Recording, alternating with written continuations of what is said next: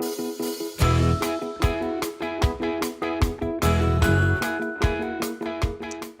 turn to your partner and get started.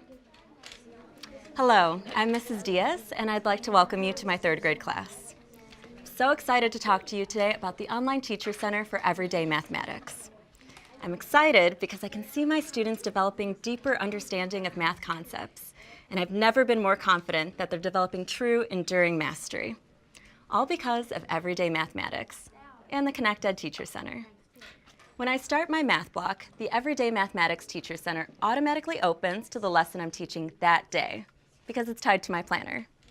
But I can easily open any lesson just by clicking here. And every lesson is right at my fingertips. But today, we're on lesson 310.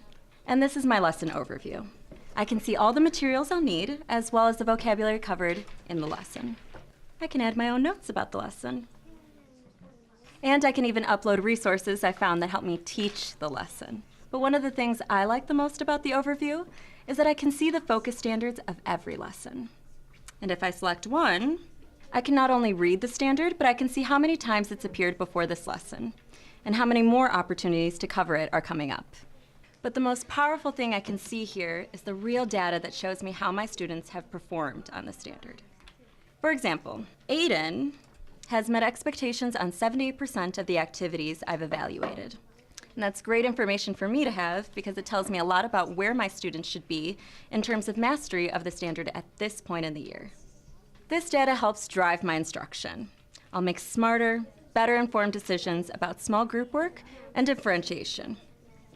That means I'm prepared to adjust my instruction to meet the needs of every student in my class, and it's all based on real data.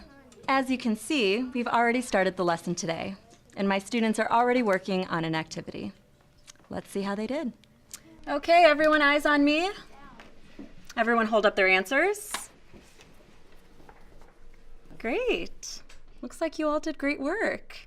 But Beth, can you tell me how you got your answer? Well, right here I did an array, and then I know that 25 rulers are in 5 groups because 25 divided by 5 is 5, and 5 times 5 is 25. Very good. Did anyone else do it differently? How else could we solve this problem? Brad? So if I have an array of 5 this way and 5 that way, it would equal 25 if you did it in a multiplication problem, and with that 25 and you divide it by 5, it would equal 5. You're exactly right, Brad. Your way works just as well as Beth's. Okay, good work, everyone. Why don't you all open up your math boxes now? Everyday mathematics is how I teach, and it's how my children learn.